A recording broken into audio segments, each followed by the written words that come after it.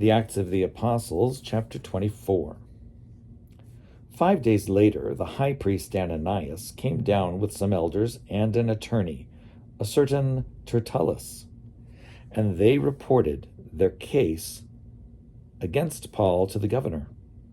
When Paul had been summoned, Tertullus began to accuse him, saying, "Because of you, most excellent Felix, we have long enjoyed peace, and reforms have been made for this people because of your foresight. In every way and everywhere, we welcome this with utmost gratitude. But to detain you no further, I beg you to hear us briefly.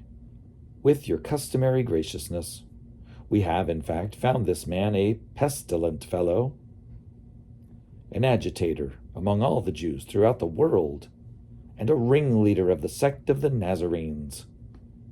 He even tried to profane the temple, so we seized him. By examining him yourself, you will be able to learn from him concerning everything of which we accuse him."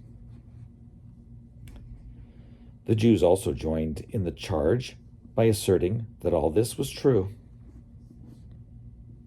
When the governor motioned to him to speak, Paul replied, "I cheerfully make my defense, knowing that for many years you have been a judge over this people. As you can find out, it is not more than 12 days since I went up to worship in Jerusalem. They did not find me disputing with anyone in the temple or stirring up a crowd either in the synagogues or throughout the city. Neither can they prove to you the charge that they now bring against me. But this I admit to you, that according to the way, which they call a sect, I worship the God of our ancestors, believing everything laid down according to the law or written in the prophets. I have a hope in God, a hope that they themselves also accept, that there will be a resurrection of both the righteous and the unrighteous. Therefore I do my best always to have a clear conscience toward God and all people. Now, after some years, I came to bring alms to my people and to offer sacrifices. While I was doing this, they found me in the temple, completing the rite of purification without any crowd or disturbance. But there were some Jews from Asia. They ought to be here before you to make an accusation, if they have anything against me. Or let these men here tell what crime they had found when I stood before the council, unless it was this one sentence that I called out while standing before them, 'It is about the resurrection of the dead that I am on trial before you today.' But Felix, who was rather well informed about the way, adjourned the hearing with the comment, 'When Lysias the tribune comes down, I will decide your case.'